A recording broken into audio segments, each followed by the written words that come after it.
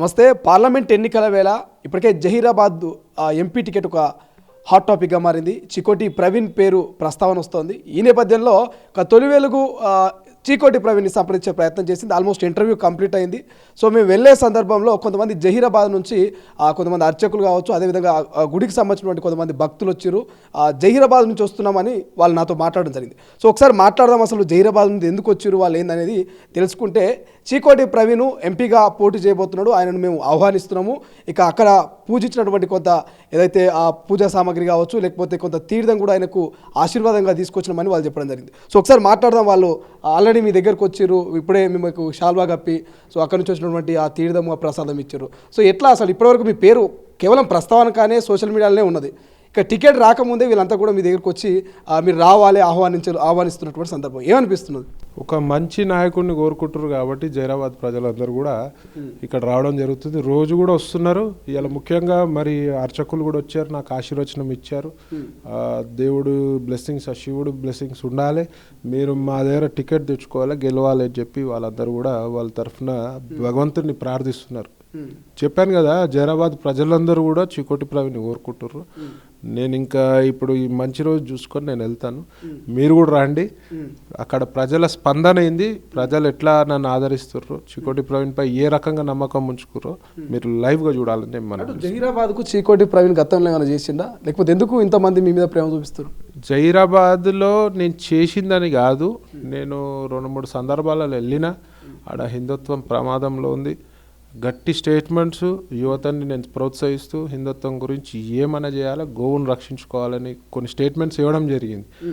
Only నేను ఇంకా work చేయలే, నేను నా మీద నమ్మకం ఆ స్టేట్మెంట్స్ తోటి. ఇంకా నేను పోయి వర్క్ చేస్తే నా మీద ఇంకా ప్రజలు ఏ రకంగా రిసీవ్ చేసుకుంటారో మీరు ఆలోచించారు. ఏమనిపిస్తుంది ఇంతమంది రాకతోటి టికెట్ కన్ఫర్మ్ అయితే అన్నట్టు ఒక నమ్మకం ఏమైనా కలుగుతుందా? మా అధిష్టానం గుర్తించి నాకు టికెట్ ఇస్తే సంతోషం, గెలిచి వచ్చి చూపిస్తాను. ఓకే, సో చూద్దాం. ప్రచారాన్ని చూసే ఎంతమంది వస్తుంది, నిజంగా టికెట్ కన్ఫర్మ్ అయితే ఎట్లుంటుందో. బ్రదర్, ఎందుకు అంటే కేవలం కొన్ని మీడియాలో చాలా మంది పేర్లు వినిపిస్తున్నాయి, చీకోటి ప్రవీణ్తో పాటు చాలా మంది పేర్లు. సో అందరినీ వెళ్ళి ఇలాగే కలుస్తున్నారు, లేకపోతే కేవలం చీకోటి ప్రవీణ్ కలిసిరా? లేదండి, ఈ మధ్యకాలంలో మన జైరాబాద్ కాన్స్టిట్యున్సీకి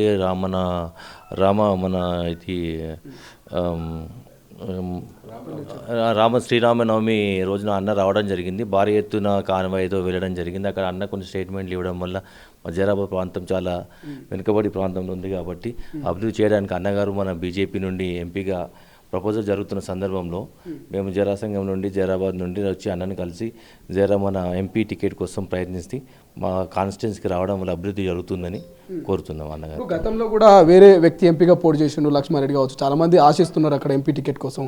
సో అంటే గట్టిగా చీకోటి ప్రవీణ్కే వస్తున్నటువంటి నమ్మకం ఏంది, ఎందుకు కలవాల్సి వచ్చింది? అన్నగారిని సోషల్ మీడియాలో ఈ మధ్య బాగా చూస్తున్నాము. అన్నగారి ప్రచారం జైరాబాద్లో బాగా జరుగుతుంది. ఆ కార్యక్రమంలో భాగంగా మేము చూడడం జరిగిన తర్వాత అన్నగారు కలిసి మా ప్రపోజల్ చేయడం వల్ల అన్నగారు కూడా మాకు రావడం బాగుంటుందని, ఇంకా అన్నగారు వస్తే ఇంకా చాలా అభివృద్ధి జరుగుతుందని, మోడీ గారి హయాంలో అన్నగారు ఉంటే చాలా బాగుంటుందని చెప్పేసి మేము అనుకుంటున్నాము. జైరాబాద్ అనగానే హిందుత్వం బెల్ట్ ఉంటుంది, హిందుత్వం బెల్ట్, ఇక్కడ ఆయననేమో క్యాష్ నొక్కింగ్. సో సెట్ అవుతుందా, అక్కడ ఆహ్వానిస్తారా ప్రజలు ఈయనను? తప్పకుండా ఆహ్వానిస్తారు.